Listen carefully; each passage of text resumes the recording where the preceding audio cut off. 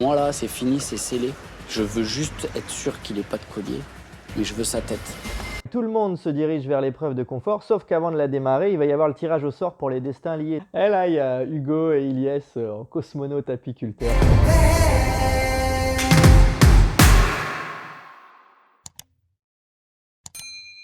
Et c'est parti pour l'épisode 11.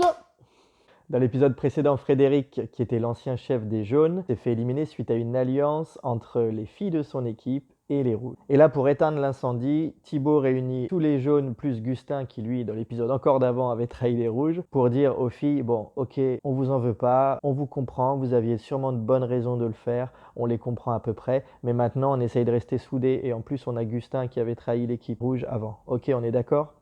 Je pense que voilà, vous avez réglé votre compte et que au fond, vous voulez quand même continuer avec nous. Bien sûr. Je me fais pas une fausse idée. On se regarde dans les yeux. Moi, Ok. j'ai pas arrêté Tu de nous le l'as dire. dit. Ok. Les gars, vous avez entendu? Donc les filles sont d'accord, c'est bon, ça va continuer a priori comme ça, même si bon, il n'y a pas visiblement énormément d'amour entre eux tous, donc c'est peut-être le choix de la raison, on va voir s'il va tenir, parce que c'est vrai que quand on regarde certaines scènes avec les rouges, les filles ont l'air quand même toujours contentes, notamment d'interagir avec la personne d'Hugo, ancien chef des rouges. On repart à zéro.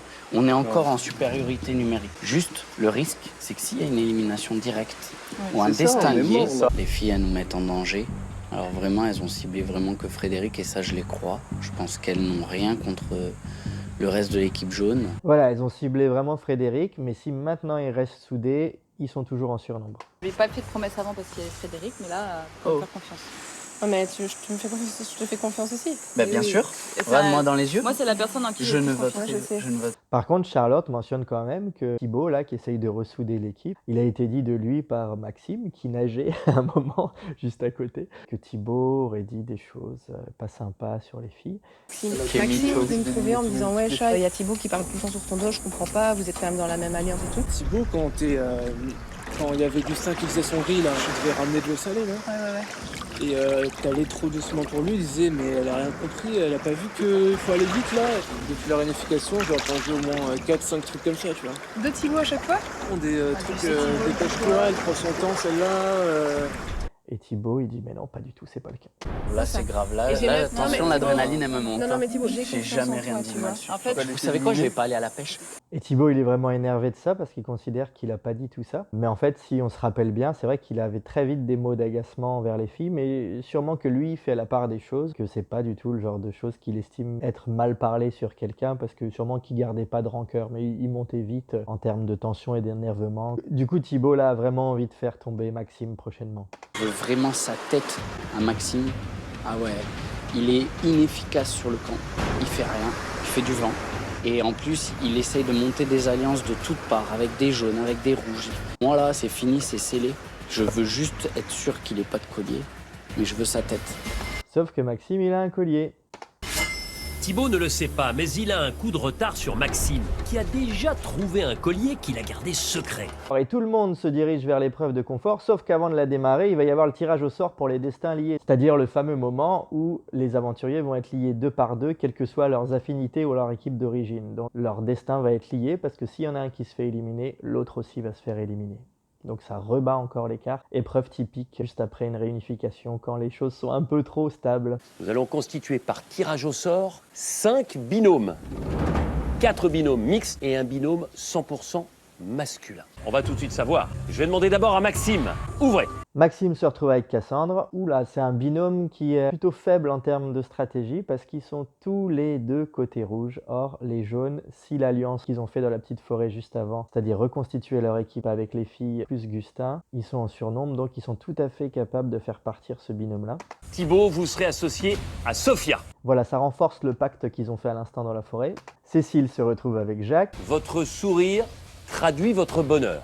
Il n'y a plus de couleurs là, il n'y a plus de jaune, il n'y a plus de rouge. Ilyes se retrouve avec Hugo, donc jaune et rouge. Et puis un binôme qui n'est pas spécialement fait pour s'entendre, Gustin et Charlotte, qui se sont embrouillés en plus un petit peu à l'épisode précédent. Charlotte qui vit assez mal que Gustin soit le chef de la cuisine et un petit peu de la communauté sur certains aspects. Mais par contre, il dit beaucoup de bien d'elle au niveau des épreuves. Je crois qu'on est deux forts caractères, ça peut clairement faire des étincelles.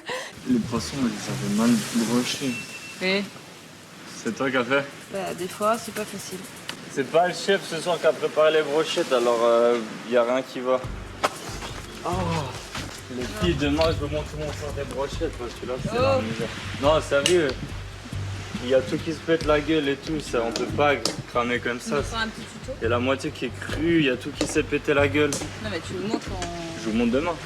avec plaisir. Parce que là, c'est la merde. De connaissances. On n'a pas encore d'autres diplômes en brochettage de poisson. En enfournage de poisson.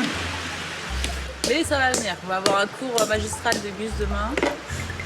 Il va nous partager toutes ses connaissances. Et Sophia non plus n'aime pas trop ça, là, c'est elle qui parlait des brochettes de poisson juste avant. Et nous deux sur les épreuves, t'inquiète pas Charlotte, ça va le faire. Elle est très impressionnante, mentalement elle lâche jamais rien, physiquement elle est très forte. L'objectif c'est de faire monter une boule grâce à chacun une poignée. Cette boule elle est placée sur un édifice réalisé avec des petits rails et quand la boule est assez haute, ils peuvent la faire tomber dans un panier type panier de basket un petit peu.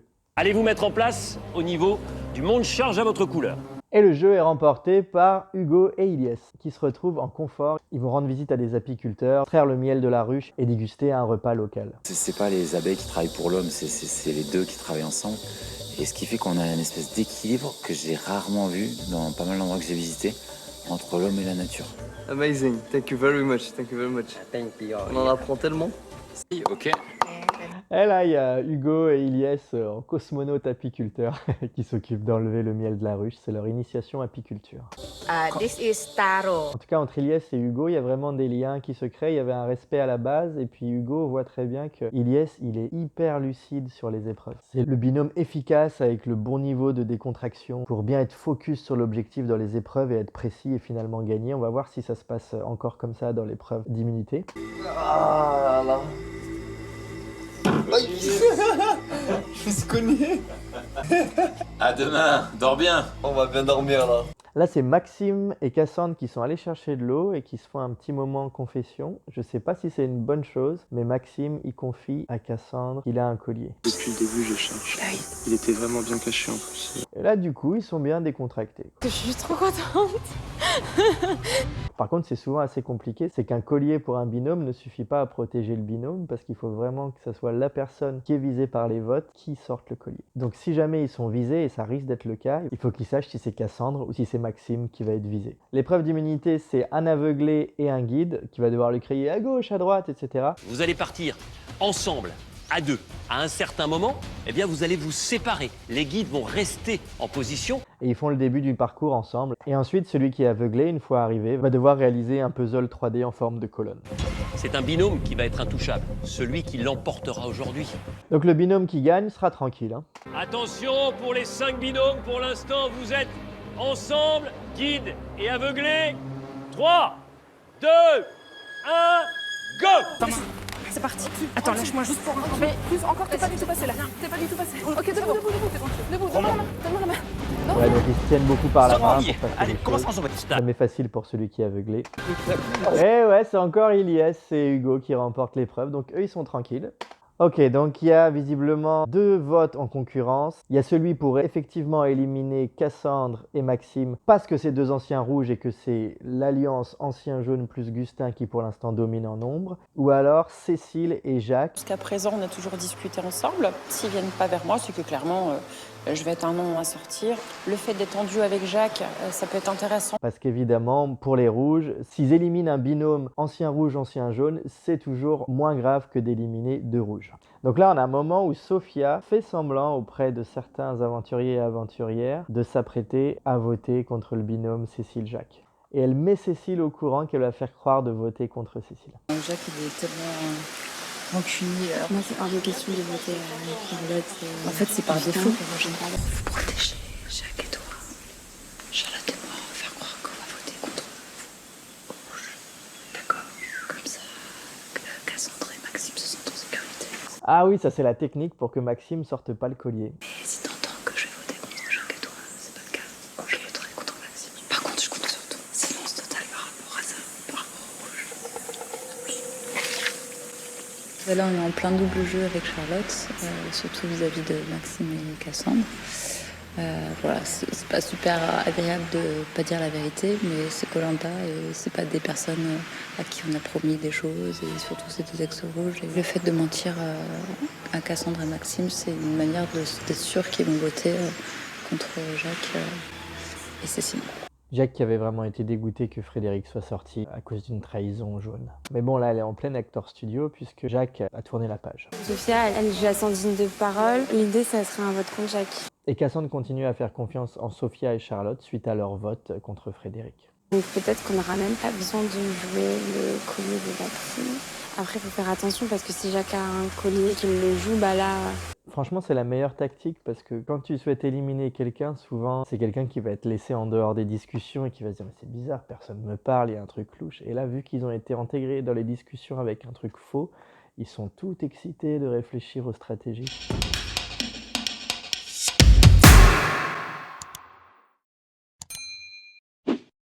C'est vraiment l'épisode du jeu d'acteur, là, pour tout le monde. Lavage de cerveau.